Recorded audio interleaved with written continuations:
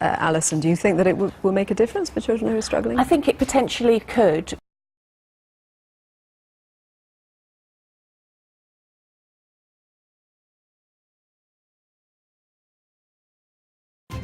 We'll bring you the latest from there in just a moment. Also, Donald Trump becomes President of the United States tomorrow, meeting ahead of tonight's BBC programme that questions the advice. Ahead of tonight's BBC programme that questions the advice.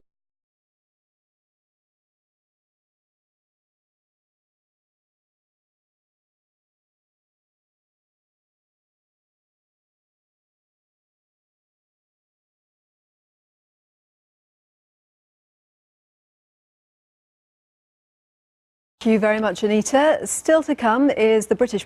you've actually been having meetings with government advisers here, haven't you, at Downing Street? Is it true that you've told them to read The Art of the Deal, Donald Trump's book on business, if they want to understand the man?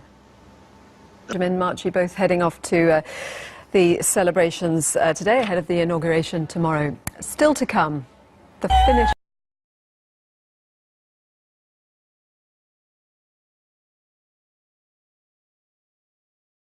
Well, Carrie, tell us more then about what happened with you.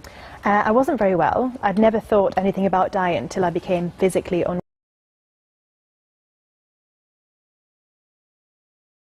completely obsessed and fixated with the idea of cleaning myself so I could get well again.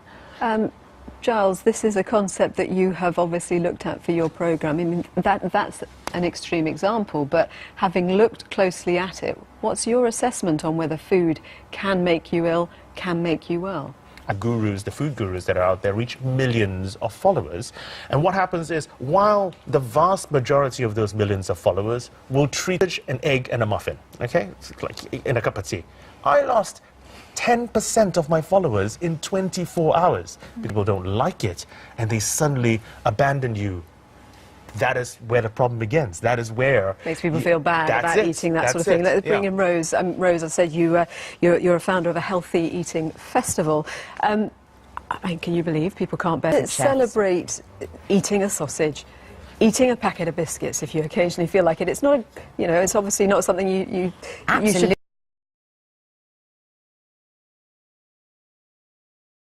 Just eating the pasta is bad.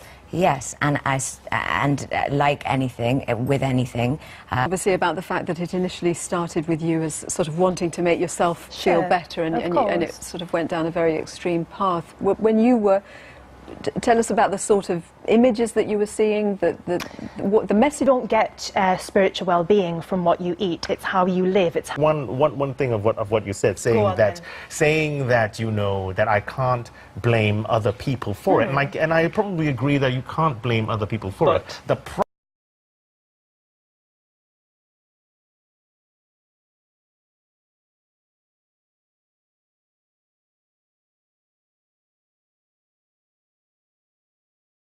Here she is. Welcome,